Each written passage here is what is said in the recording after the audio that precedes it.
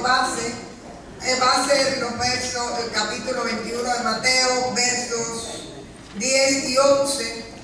Pero para ayudarnos en el contexto vamos a comenzar leyendo desde el verso 8. Así que leemos en el nombre del Padre, del Hijo y del Espíritu Santo el Evangelio según San Mateo, capítulo 21, comenzando en el verso 8. Y la multitud, que era muy numerosa, tendía sus mantos en el camino, y otros cortaban ramas de los árboles y las tendían en el camino. Y la gente que iba delante y la que iba detrás aclamaba diciendo: Hosanna al Hijo de David. Bendito el que viene en el nombre del Señor. Hosanna en las alturas. Cuando entró él en Jerusalén, toda la ciudad se conmovió diciendo: ¿Quién es este? Y la gente decía: Este es Jesús, el profeta de Nazaret de Galilea. Esta es palabra de Dios. Hemos leído desde el verso 8 hasta el 11, pero en realidad el título del sermón lo tiene este verso 10. ¿Quién es este? La pregunta que hizo la multitud al entrar Jesús en Jerusalén. Hermanos, hoy celebramos un domingo precioso, el Domingo de Ramos, donde hemos estado leyendo el relato, ¿verdad?, de esa entrada de Jesús a Jerusalén, arriba de un pollino como símbolo de paz. Él es el príncipe de paz. Así que las multitudes que le conocían, especialmente los que habían estado en la Galilea, viendo sus milagros, escuchando sus enseñanzas, pues se agolpan para recibirle, para tender palmas y mantos, que era la tradición que se tenía cuando alguien de honor iba a llegar a la ciudad. Sin embargo, nos llama la atención que en medio de esa multitud que está gozosa y que está aclamando al Señor, cuando ellos entran propiamente a la ciudad, la gente de Jerusalén no lo conoce y preguntan: ¿quién es este? Lo que denota que Jesús allí en Jerusalén no tenía ningún tipo de reconocimiento. Así que hoy me gustaría llevar la reflexión sobre la dirección de quién fue Jesús para aquellos que fueron sus contemporáneos, pero también quién es Jesús para nosotros hoy. Y nos vamos a dar cuenta que siempre van a haber varios extremos a la hora de responder la pregunta. Gente que no sabe quién es Jesús, o gente que sencillamente no le interesa saber quién es Jesús, o personas que tienen su propia respuesta, como aquellos que contestan diciendo: es el profeta de Nazaret. Pero lo que sí quiero señalar es que la respuesta que cualquiera de nosotros tiene en relación con quién es Jesús, como la respuesta que tuvieron ellos, está dada por el nivel de relación que cada uno tenía con el Señor. Y sobre todo por el nivel de apertura al mensaje que el Señor les había dado. ¿Era el Señor el Mesías? ¿Era el Rey de los judíos? ¿Era el Hijo de Dios? ¿Era culpable o era inocente? Se estaba atribuyendo una identidad que no le pertenecía como carpintero. Definitivamente el Evangelio de Mateo, un evangelio escrito específicamente para la comunidad judía que había aceptado a Jesucristo y que ahora era la nueva iglesia, ¿verdad? Era una de sus grandes polémicas, tenía que ver con la identidad de Jesús y su vocación. Porque Mateo trata una y otra vez de hacerles ver que Jesús es aquel Mesías que el pueblo había estado esperando, aquel Mesías de las profecías. Así que primeramente vamos a ver cómo en esta entrada de Jerusalén y en esta Semana Mayor especialmente donde en la pasión es reconocido el Señor Jesús. Y la primera nota que tengo es este grito de las multitudes allí en el camino.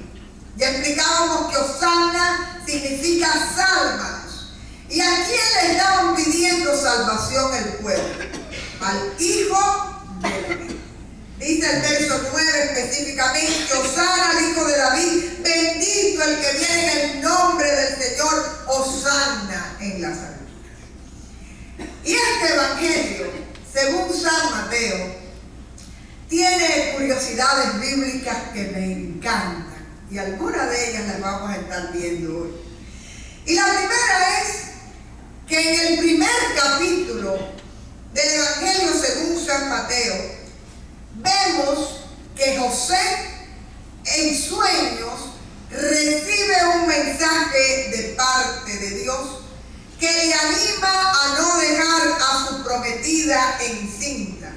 Y ahí viene la intervención del Señor, donde le dice textualmente, y voy a leer Mateo 1, 21 y 22. José, hijo de David, no temas recibir a María tu mujer, porque lo que en ella es engendrado del Espíritu Santo es. Dará a luz un hijo, y le pondrás por nombre Jesús, porque él salvará a su pueblo de sus pecados. Y la primera nota, aunque el mensaje después continúa, pero la primera nota que quiero subrayar es que llama a José hijo de David. Una manera de explicar que descendía del tronco de David. Así que si Jesús es llamado en este momento hijo de David, primeramente se está refiriendo a esto. Por parte de José ya había sido llamado hijo de David, de la descendencia de David.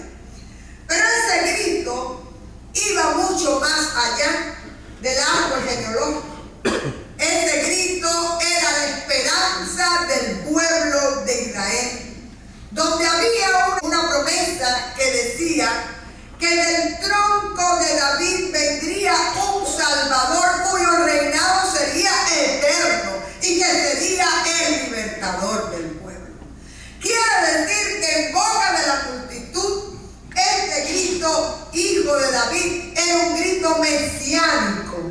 Ellos estaban aceptando que Jesús era el Mesías, era el ungido, era el Cristo. Cristo, Mesías, ungido, todo significa lo mismo, ¿verdad?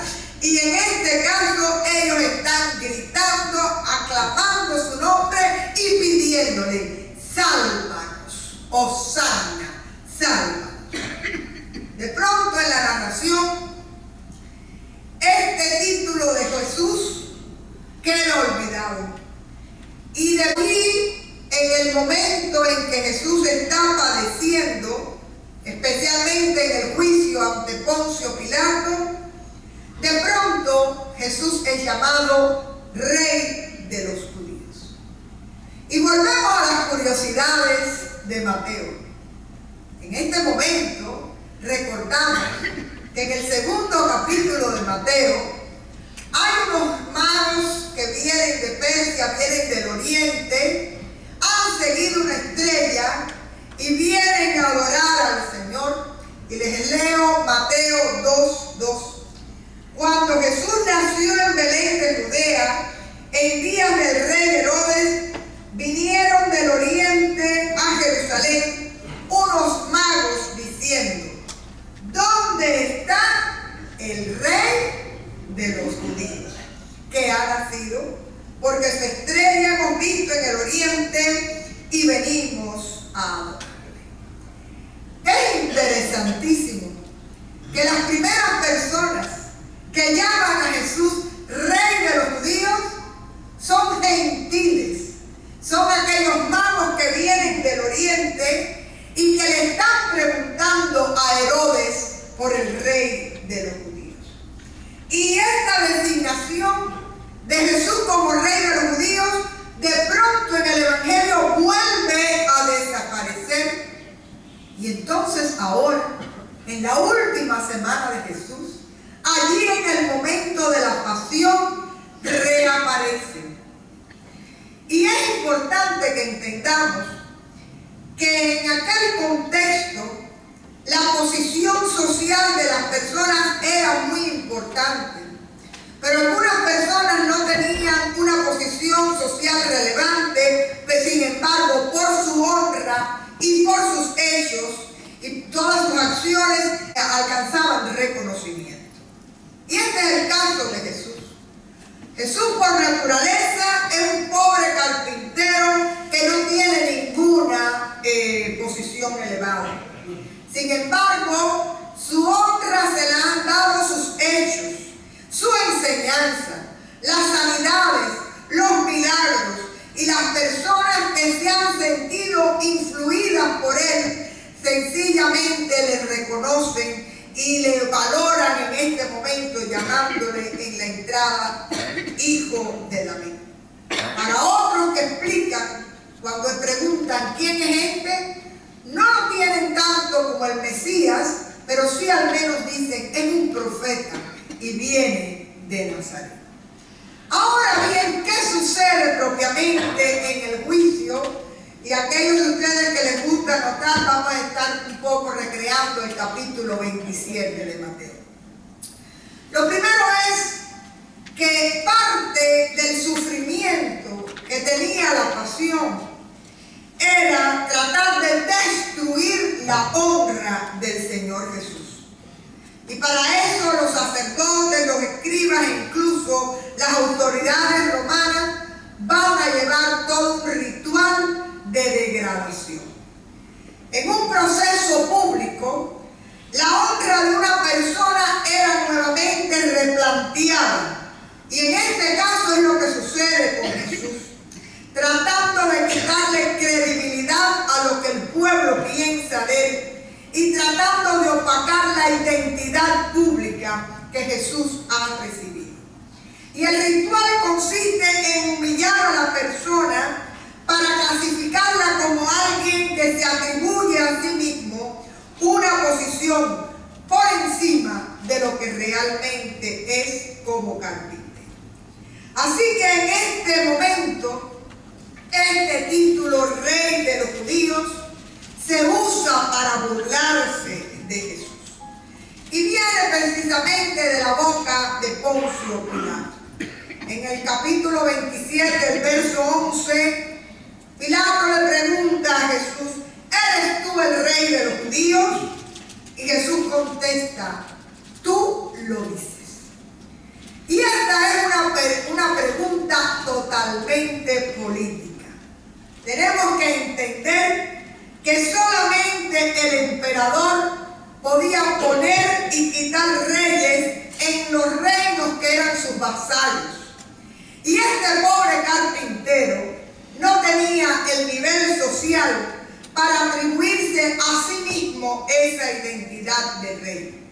Así que Pilato lo que está haciendo es tratando de burlarse de Jesús, pero especialmente burlándose también de los sacerdotes, de los escribas y de la muchedumbre que cree que Jesús es rey. Al dirigirse a los que le piden que le crucifiquen, Pilato usa otro nombre hablando de Jesús. Le llama Cristo, o sea, Mesías. Cuando pregunta ahí en el verso 22 del capítulo 27, ¿qué pues haré de Jesús llamado el Cristo? Quiere decir que Jesús en este momento por boca de Pilato está siendo a modo de burla reconocido como el Mesías, el Cristo, el Salvador.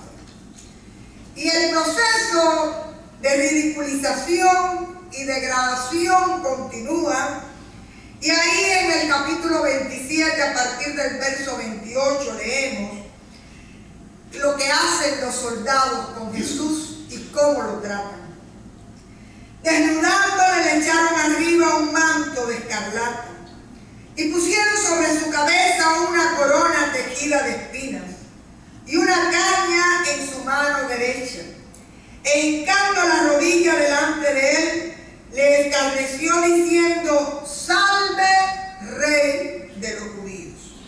Y escupiéndole, tomaban la caña y le golpeaban en la cabeza. Y después dice que lo llevaron para la crucifixión. Así que Pilato lo llama Rey de los judíos, los soldados le llaman Rey de los judíos, los principales sacerdotes se burlan de él en el verso 41 y 42 de Mateo 27. También los principales sacerdotes junto con los escribas, los fariseos y los ancianos se burlaban de él y decían: a otros salvó, pero a sí mismo no se puede salvar. Si es el Rey de Israel, que descienda ahora de la cruz y creeremos en él. Hasta los ladrones que estaban a ambos lados del Señor se burlaron de él. Y la burla mayor vino de parte de los romanos, de los soldados, cuando escriben un rótulo que van a poner arriba en la cruz de Jesús, donde no solo se están burlando del maestro, sino se están burlando de todos los judíos. Y ahí escriben: este es Jesús, el Rey de los judíos. Verso 37. Hermanos, la ironía estuvo presente en todo este relato. Y lo interesante es que todos los títulos con los que trataron de burlarse de Jesús revelan su verdadera identidad. Jesús, hijo de David. Jesús, Rey de los judíos. Jesús, el Mesías, el Hijo de Dios. Así que de esta manera es como aquellos que habían estado esperando al Mesías terminan condenándolo y destruyéndolo.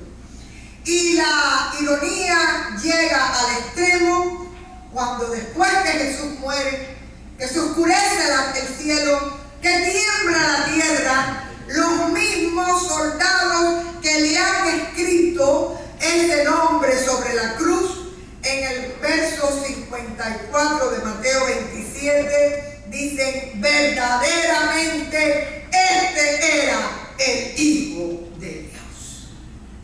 Quiere decir, ellos han estado disfrutando de aquel circo, pero terminan reconociendo que Jesús es el Hijo de Dios. El que, como gritaba la multitud, el que ha venido en el nombre de Dios a nosotros. Hermanos, hemos visto en la mañana de hoy diferentes respuestas de quién pudo haber sido Jesús para la gente que fueron sus contemporáneos. Pero todavía hoy hay gente que te conoce y te pregunta: ¿y quién es este? ¿Quién es Jesús? Y lo más importante de esta mañana es que tú y yo podamos responder desde nuestra experiencia y nuestra relación de fe con el Señor, quién es Jesús para nuestra vida. Porque todavía hoy hay gente que no le interesa a Jesús. Todavía hoy hay gente que vive con indiferencia ante el sacrificio del Señor Jesús. Todavía hay gente hoy que quieren a Jesús como un milagrero para que le responda alguna oración, pero que después sencillamente no le tienen en cuenta. Por eso todavía hoy esta pregunta es válida: ¿quién es este? ¿Quién es Jesús? Y si hay algo que me gustaría profundizar, es que en la medida en que usted tenga a Jesús en su vida, usted va a reflejar en su testimonio de vida y de acción a aquel Jesús que vive y reina dentro de sí. Así que tener a Jesús no es solo teoría, es sencillamente vivencia y relación con el Señor, como tu Señor y como tu Salvador. Y volvemos a las curiosidades de Mateo para recordarles algo. Primeramente, llamaron al Señor Rey de los judíos. Aquellos magos que vinieron a su nacimiento preguntando quién era el Rey de los judíos. Pero después es Pilato, el romano, el que le llama Rey de los judíos, junto con aquellos soldados que le están crucificando. También ahí en ese relato del sueño de José, aparece en ese primer capítulo de Mateo otro nombre del Señor, cuando el Señor le dice a José, y llamará su nombre Emmanuel, que traducido es Dios con nosotros. ¿Y saben cómo termina el libro de Mateo? En su capítulo 28, verso 20, con el Señor confirmando que Él es el Emmanuel, el Dios con nosotros, y diciéndonos, he aquí, yo estoy con ustedes todos los días hasta el fin. Gloria a Dios. Pero por otra parte, también ahí en ese anuncio del Señor a José, en sueños, le dan el propósito del nacimiento de Jesús. Y le dice, porque Él va a venir para perdón de nuestros pecados. Y la obra grande y verdadera del Señor es esa, que no hay pecado que se resista a la sangre de Cristo y que por su intervención nosotros podemos ser llamados hijos de Dios. ¿Cuánto le dan la gloria a Dios? No porque lo mereces, sino por gracia, porque el Señor así lo ha querido. Leo el capítulo 1 de Colosenses, versos 13 y 14, que es un resumen de lo que el Señor hizo por nosotros. El cual nos ha librado de la potestad de las tinieblas y nos ha trasladado al reino de su Hijo amado, en quien tenemos redención por su sangre y el perdón de sus pecados. Y esto es lo que nosotros creemos y sabemos. Primeramente, cuando usted tiene a Jesús en su corazón, cuando usted ha recibido al Señor como el Señor de su vida, usted deja de pertenecer al mundo de las tinieblas. El Señor te libra del pecado, de la muerte, del temor. Sobre todo el Señor te hace parte de su reino. Dice ahí, somos trasladados al reino de su Hijo amado. ¿Usted sabe lo que quiere decir eso? Que para que Satanás toque un hijo de Dios, tiene que pedirle permiso al Señor. ¿Usted sabía eso? No tiene potestad sobre ninguno de aquellos que ha dicho, la sangre de Cristo me cubre y yo que pertenezco a aquella gente que el Señor escribió su nombre en la cruz del Calvario. Usted se da cuenta de la grandeza de este mensaje para nuestra pequeñez y nuestra indignidad. Pero más aún, aquí te dice que es Jesús en quien tenemos redención por su sangre y perdón de pecados. No importa lo bueno que tú seas. Ser muy bueno también es un pecado, porque a veces creemos que no necesitamos a Dios. Lo que te está diciendo la palabra es que todos hemos pecado y que todos necesitamos de Jesucristo. Y en esta mañana yo puedo preguntarte, ¿y quién es Jesús para ti? Y muchos de ustedes me van a decir, es mi amigo, amén, lo cantamos. O que amigo nos es Cristo. Usted lo canta sintiéndolo. O usted puede decir, es el Rey de mi vida, Jesús es mi Rey soberano. Me encanta usar textualmente, como dice la Biblia, el Señor Jesús es mi paz. Porque realmente Jesús es la paz de mi vida. Pero usted puede tener muchas respuestas a lo que le pregunten a usted acerca de Jesús y de lo que usted mismo cree. Pero quiero invitarles a reflexionar si usted puede decir sí a estas tres respuestas. Jesús es mi Rey, es el que manda en mi vida, es el que dirige mi vida, mi voluntad, mi historia. Yo le pertenezco a Él. Jesús es mi Señor y mi Salvador. Por su sangre yo he redimida. Jesús es mi redentor. Estas frases son muy importantes, porque cuando usted acepta que Jesús es su redentor, usted está aceptando que el Señor pagó por tu pecado y que gracias al Señor Jesús nosotros tenemos entrada como parte del pueblo de Dios, como hijos del Señor a su reino. Cuando hoy tú te preguntes en tu reflexión personal, ¿quién es Jesús para mí? Vas a tener muchas respuestas. Es verdad que Jesús es mi confianza, que mi esperanza viene de Jesús. Es verdad que en el Señor yo espero, confío, me gozo. Es mi amigo, converso con Él todo el día. Pero todas esas respuestas son incompletas, como lo era la respuesta de los que respondieron cuando entró a Jerusalén. Él es el profeta de Nazaret, porque Él era mucho más. Y hoy la pregunta es, ¿realmente Jesucristo es el Señor de tu vida? ¿Es tu Salvador? Y tú reconoces que su sangre te ha redimido para ser parte del pueblo escogido de Dios. Esa es la pregunta que tenemos que responder.